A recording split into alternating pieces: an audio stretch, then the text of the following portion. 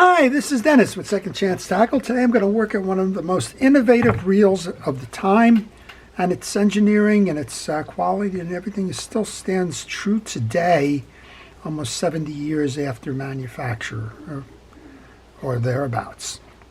This is the Ocean City reel. It's the Inductor, and the Inductor was this is the Inductor 250. It was initially released in 1949, and it's bearing the Ocean City tag, so that means it was somewhere between 1949 and 1957 when Ocean City was eventually acquired by True Temper and changed the naming on that brand. So we're looking at a reel for certain from the 50s, and where do you see the features and functions that are loaded in this? This reel was designed as a surf casting reel. It was designed to compete against the Penn Squitter 140, and it had all of those features and functions, including a revolutionary mag drive cast control. And you can see the sliding scale here from minimum to maximum. We'll show you the inside in a moment. But it had a cast control feature on that was to help eliminate backlashes. Well, we see that as a fairly commonplace feature on today's low-profile bait casters, but this is 1949 when this was engineered. From an Ocean City perspective, this reel sold initially for around $22, $25, somewhere in there, and the reel was over-engineered for sure, overbuilt certainly, and should have taken the market place and competed against Penn Senator, but not Senator, the Squitter, the 140. But Squitter had such an advantage at the time that it was hard to break that advantage, and so you don't find these in the market quite as much as you would find the Squitters. As a matter of fact, you'll find a high amount of Squitters before you find an Inductor. So enough of the talking about the reel itself. We're going to take this reel apart. We'll show you some of the features and functions. We'll show you how to service it. And I'll get it back to Scott. Scott found this one at a West Coast flea market. We'll show you how to get it back to Scott and let him take it fishing again. The reel, the only problem with the reel is it's missing a little cover cap here. Has nothing to do with the performance, but those things tend to fall off over time. That's a shame, but maybe he can find one after the reel has been serviced. The reel is running fine. It has the free spool release, and a feature on this one, common to, say, the Jigmaster or the Squitter at the time, is a single screw take apart for the side plate. So all you have to do is unscrew, remove, and that's your side plate. As I mentioned, just very similar to a Jigmaster or a Squitter. If we remove the spool, I can show you what's going on underneath there. That is some engineering there. That is 8 pretty heavy-duty magnets in a circle. What happens with this is if you want more magnetic force, in other words, if you want to slow the spool down, this is your metallic insert the magnets will go against. You're going to notice that the magnets are going to rise up. So you'll notice that it's much closer to the spool now and in the max position than it is when I pull it off to the min position. And that's exactly how a lot of the bait casters using the magnetic function work today. Just well ahead of its time. Those magnets could probably lift a small size pickup truck. They're just that much. All right, well, we're going to work on tuning this reel up. It does run a little sluggish, and you really don't need to do anything with the magnets other than keep them clean. You don't want to interfere with their ability to clamp down on the spool. Underneath here there is a recess for the spool, so we're going to put that in. I'm going to make sure that the back of this is clean. This has a couple of years of tarnish on it. And we'll get a little bit of grease onto the back of the spool. You don't want to put any on the plate.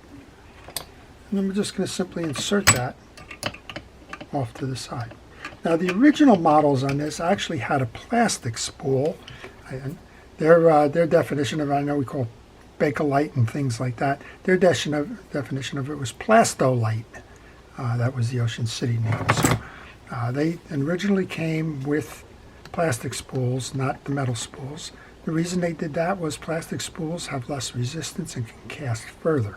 So this is probably not the 1949 model, probably somewhere in the mid-50s. I don't know exactly when they changed over. There does appear to be a little bit of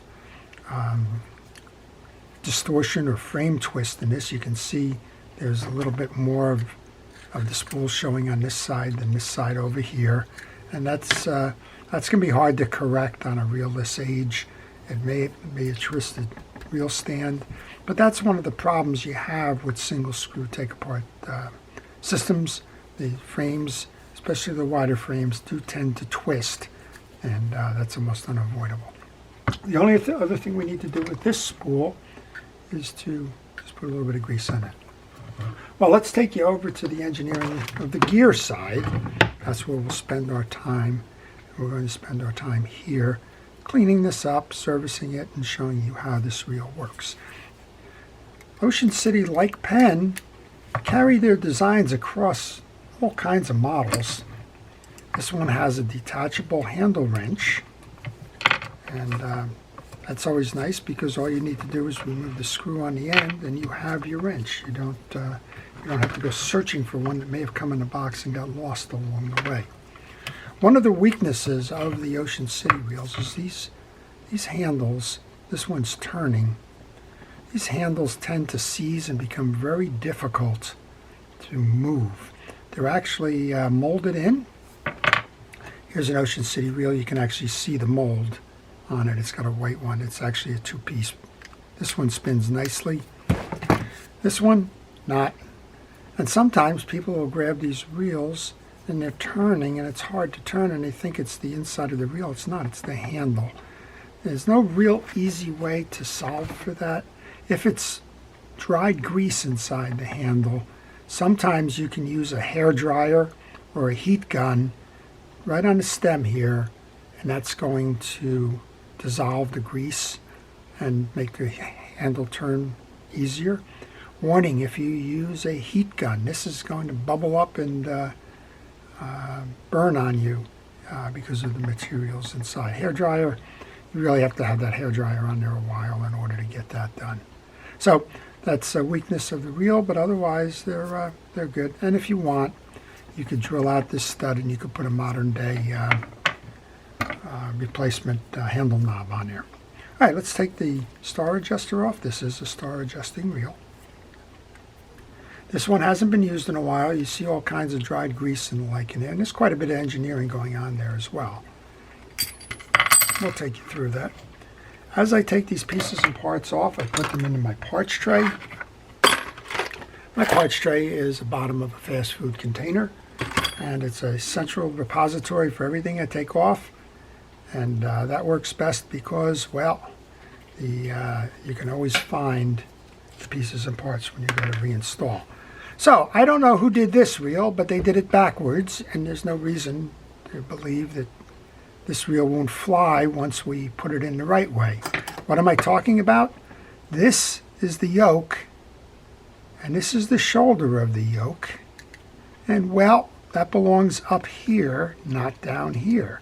So what's happened is this yoke is compressed against the bridge, and I don't know, quite honestly, how it can even turn at all, but it does. We'll correct that. We'll show you how to do that in just a moment. So normally you can leave the yoke assembly and remove the bridge first, but not here because you've got that piece trapped. So I'm going to just grab a small screwdriver, and we're going to back this screw off that's holding the clamp on, a turn or two, just to get that clamp loose. You don't have to take that screw all the way out. Now you can see that's kind of a hook and an eye clamp, and it's once you remove that, well, you can pull that bridge, that jack out, and then you can pull it up and clear. That removes the jack. And then we can see the error of the ways here.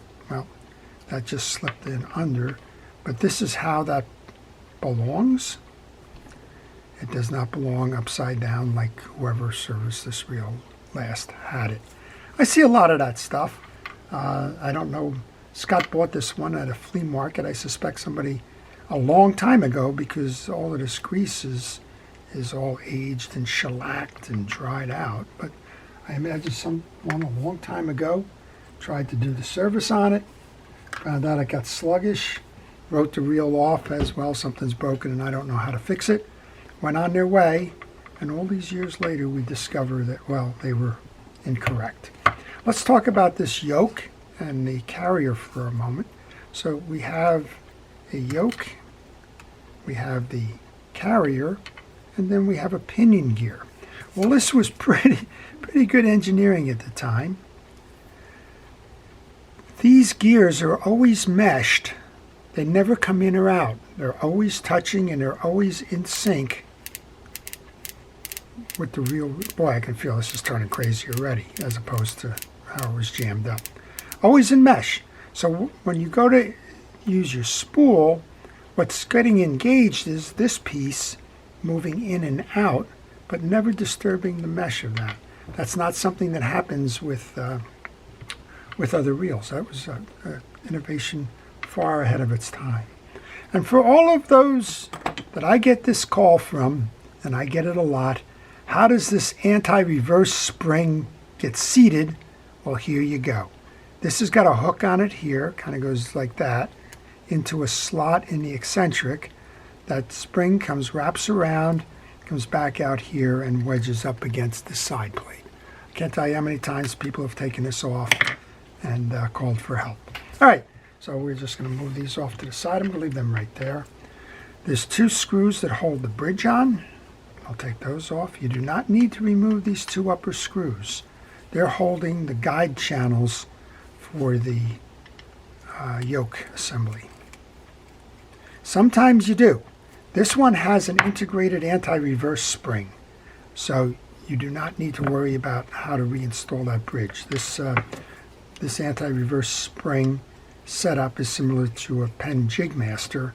It's on the bridge and it does not become an issue.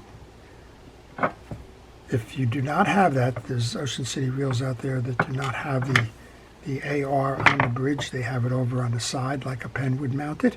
And if that's the case, if that's what you have there, then you're going to have to remove one of these to swing it out of the way. This should simply push out now. And this is your bridge. So this reel is very clean inside. But with reel repair, we are going to just kind of clean it up. And while I'm doing that, I want to recommend and ask you to subscribe to my channel, especially if you like fishing reel repair as a hobby, or if you're just trying to learn more about fishing reels in general. I cover all kinds of reels. You heard me reference some, the modern day low profile bait casters and the like. If you subscribe and hit that notification button, you'll see the reels that I'm working on all the time, and well, you can choose which ones you want to learn about. All right, we're going to take the gear stack out. One of the things that I always recommend when we're doing this is take pictures. The reason I tell you to take the pictures is you may not be familiar with the reel. You may find something like that, a piece falls out. Take both of those out. And you may start to struggle in terms of how to put it back together again. Well, the pictures are going to be a tremendous help for you. This is your anti-reverse dog. You're going to see that there's a spring on the back here and a spring on the dog shaft. That's a good place to take a picture before we ever removed it, because that can fly away as well. All right, I'm just going to kind of get the anti-reverse dog out of the way for a moment. Going to bring in some penetrating oil. I'm just going to go ahead and clean this off.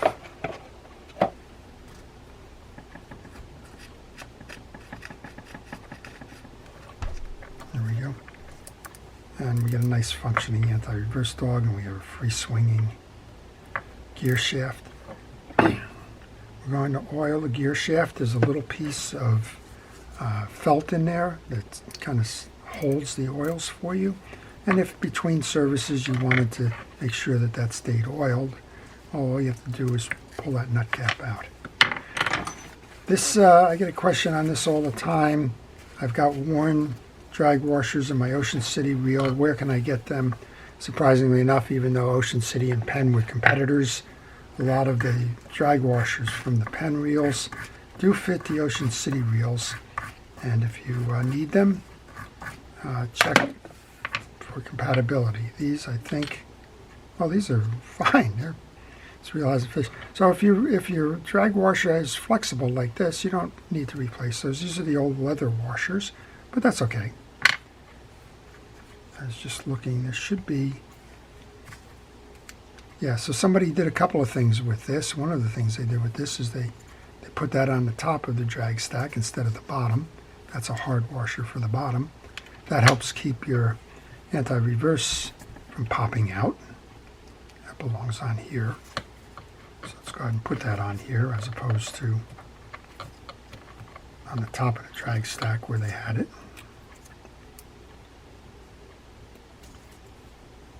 Just like that.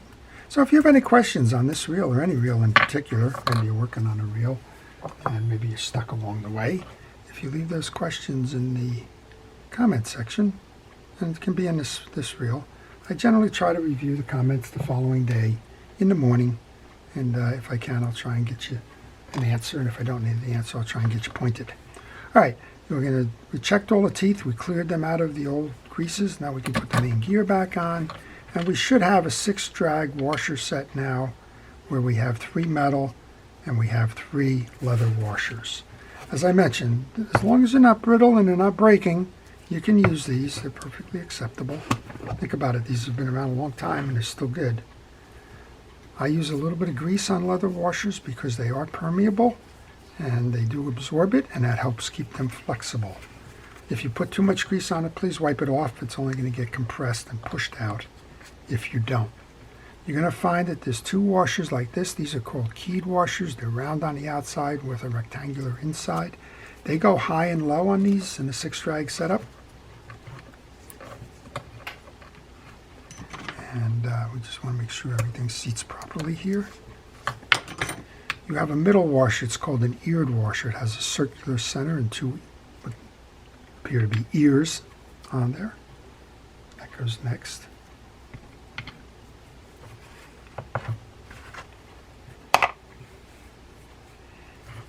So we'll put the drag washer on, and then we're going to find the middle. And there's 2 slots in the main gear. You want to make sure that those ears get seated into those slots. You can see those here. If you don't get them seated into the slot, what's going to happen is the reel will not operate properly. You will not have drag. I don't like the way that's feeling, so we're going to take that out again. I'm just thinking it should be in a little bit more, maybe not. I want to make sure the washer underneath it is seated so that we can do this properly. So Ocean City was one of the premier and early fishing reel companies, particularly when it came to saltwater fishing. And then in the 1930s, one of their employees left and formed Penn Reels because the reels that Ocean City was making was kind of viewed as, well, for the well-to-do, the ocean saltwater community.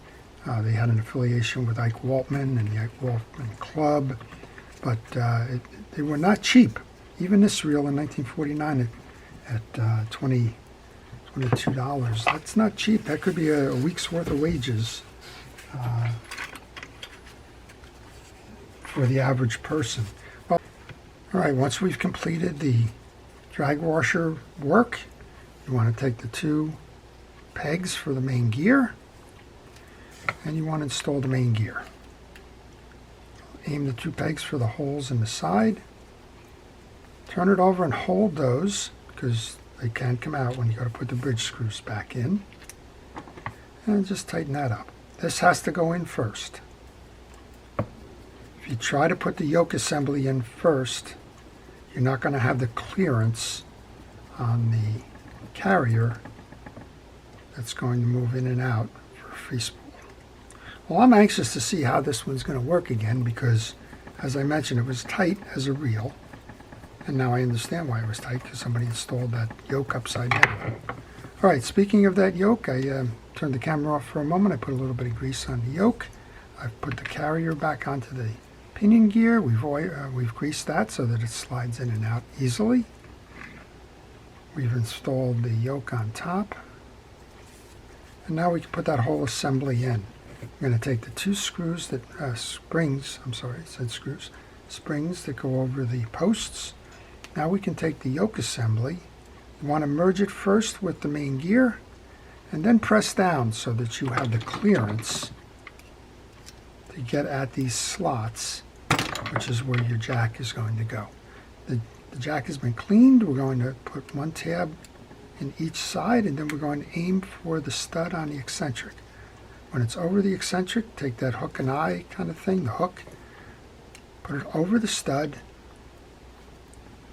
and then tighten it down. So now we have a much nicer, cleaner view of it.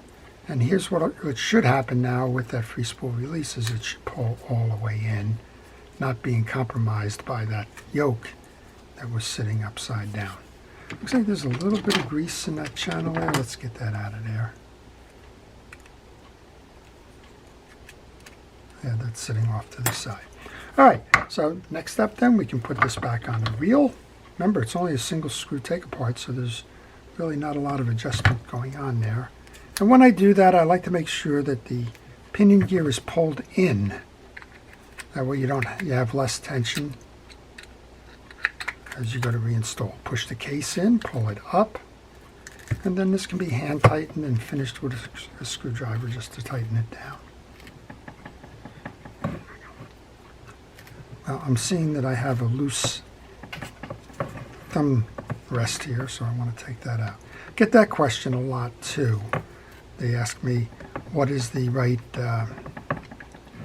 position? Does that belong in the front of the reel or the back of the reel? It belongs in the back of the reel. And that's just the thumb rest while casting. And that comes on quite a few different Ocean City reels. Trouble getting this out, so just bear with me. There we go. That has an indentation. That should be resting right on the crossbar. This one was resting off the side. And quite honestly, maybe that even has something to do with that little bit of movement in the frame twist. These things are so well engineered that anything like that can cause the reel to go out of alignment. You're seeing my hand because I'm trying to hold this firm as we do that. Okay, then we can just tighten this screw up. All the internals are done. It's a shame he's missing the beauty trim over here, but that's kind of what's going to happen there. There's a long gear sleeve, and we can put our star adjuster on. And these, for whatever reason, these are always difficult to square up and get on easily. I think that what happens over time with the handle there is that it just kind of peens it. And so the threads either accumulate a lot of salt, or they get banged down a little bit, or whatever. In this case, you can see as soon as you kind of get there, it'll start spinning on you. All right, so just grab a screwdriver. There's slots in that post. Just put it in a slot. Go until you can clear it. There's a little washer that goes between the handle and the star adjuster. And you can use the handle as a wrench. Tighten it down that last little bit. Make sure you have the drag. And we have our handle screw. And that innovative all-in-one handle wrench that goes with this as well. I'm kind of excited to see how this is going to play out here. Okay, tighten that up. Time for a final test. So this is the Ocean City Inductor. It was introduced in 1949 and that had to run through 1957. The reel is a solid built, over-engineered, very innovative reel with the mag cast feature, the slow the spool so you don't get the backlash. And let's see how we did. So we go into free spool mode, and we certainly can cast the reel. Go into retrieve mode, turning nice and easily now, a lot easier than when that yoke was installed upside down. And this one can go fishing. I'm a little bit concerned that we have a little bit of frame twist here since I can see a gap on one side and not the other. That's going to be hard to correct. But short of that, Scott, you found a nice one at the flea market. You found one with a lot of history and a lot of engineering innovation. And thank you for sending that one in for service. I do appreciate it. To all of our first responders and essential personnel, thank you for all it is that you do. And to everyone, please stay safe, stay well, and stay watching. This is Dennis with Second Chance Tackle. Have a great day.